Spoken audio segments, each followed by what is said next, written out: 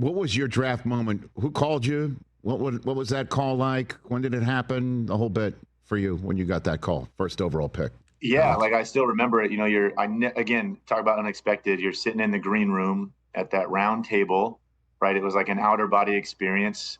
That phone that's sitting in the middle of the table, like you're like, how did this phone even get here? Yeah, and then you get the phone call, and it's for me it was Scott McCloughan and Mike Nolan, and Mike McCarthy was the offensive coordinator at the Niners at the time, and yeah, that they were going to take me number one overall. And again, walking out on stage, it was all like a dream. Literally, it was an event as a football kid that I grew up watching the draft, and you just again never imagine that it would ever be you doing it. Just the odds, right? We all know the odds of being able to play professionally, and let alone being the number one overall pick. And so, again, 20 years ago, Rich, that was 20 years ago. I'm 40. That was half a lifetime ago for me. Dude, 20 years ago, Commissioner Tagliabue was the commissioner. I know. Yep. Yeah. Yep. Damn. Yeah. So what would your advice, well, what hasn't changed is the pressure that comes with being the first overall pick. What would your advice to Cam Ward be, Alex? Yeah, it's funny.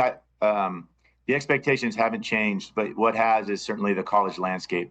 And I don't think Cam needs a ton of advice. Like I think I look at the difference between his experience and mine. Again, for me being 20 years old, coming from the Mountain West to the NFL, to the San Francisco 49ers. Back then, when I signed my contract, I was one of the highest paid players in the league.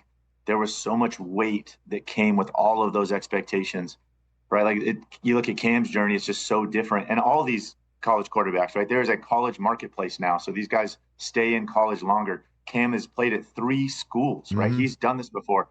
He's moved to a new place and had high expectations and delivered, and then done it again. He's basically been a professional athlete at the collegiate level. Again, I just think he's far more prepared.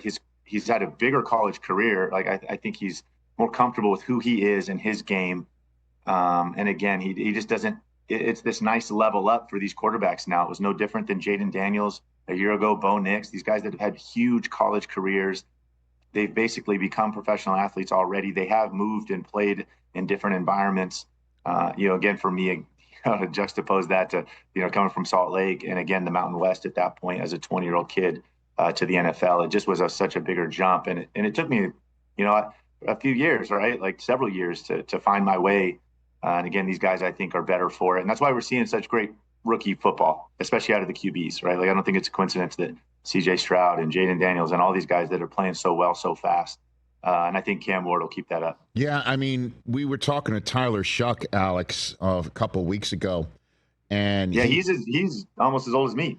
You know what I mean? Exactly. You know, I'm just joking, Tyler. I'm joking. No, I know. He's 25, but he said what he's telling teams is I'm the most pro-ready guy because not just of his age, but he's come back from injury.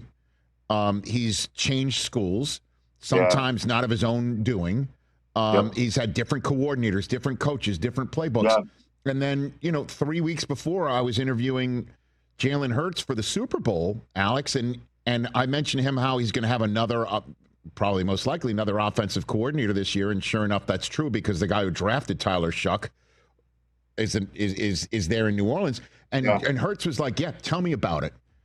Yeah. You know what I mean? And that's the Super Bowl MVP quarterback. That's the world of quarterbacking now, it seems like. Yeah, Tyler is a great example. Like you said it, for one, he's played at different programs. He's moved around and played under different offenses. So I think he's more prepared, again, to learn a new offense quickly.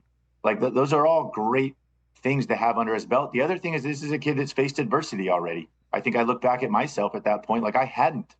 Right? Like I had not faced adversity. I hadn't faced expectations, and Tyler has and has gone through that process. And I think he's better for it. So I totally agree that I think he's more prepared for this moment. Again, because of those things he's gone through. And I know he's, this guy that has dealt with a lot of adversity in his college career, incredibly talented. I think it's going to serve him well that he has worked through it. And come out the other side. Catch the Rich Eisen Show live weekdays from 12 to 3 p.m. Eastern on Roku Sports Channel in the U.S.